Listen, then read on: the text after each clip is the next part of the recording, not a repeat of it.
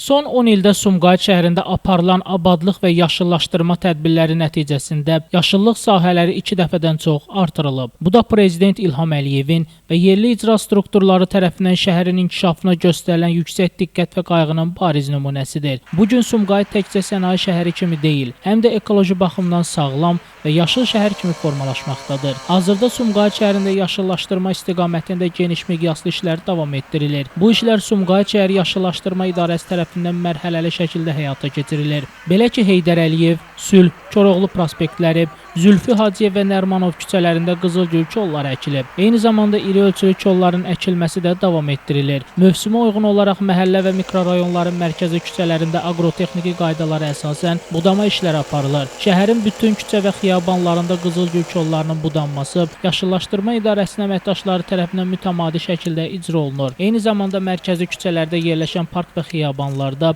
qurumuş və zədələnmiş ağacların yerinə yeni tinklər, eldar şamı və sərv ağacları əkilir. Əkin prosesi zamanı üzvi gübrələrdən istifadə olunması xüsusi diqqətdə saxlanılır. Bu isə əkilən bitkilərin sağlam inkişafını təmin etməklə yanaşı, şəhərin ekoloji mühitinin daha da yaxşılaşmasına xidmət edir. Sumqayıt şəhər Yaşıllaşdırma İdarəsinin əməkdaşları havanın əlverişli keçdiyi hər fürsətdən istifadə edərək, şəhərin müxtəlif ərazilərində yaşıllıq zolaqlarının genişləndirilməsi istiqamətində fədakarlıqla çalışır. Görülən bu işlər Sumqayıtın simasının dəyişməsinə, şəhərin daha müasir, daha yaşıl və daha komfortlu məkan halına gəlməsinə mühüm töhfə verir. Qeyd edək ki, yaşıllaşdırma tədbirləri qarşıdakı aylarda da davam etdiriləcək və Sumqayıtın bütün ərazilərini əhatə edəcək. Bu isə şəhər sakinləri üçün daha sağlam mühit, daha gözəl istirahət məkanları deməkdir.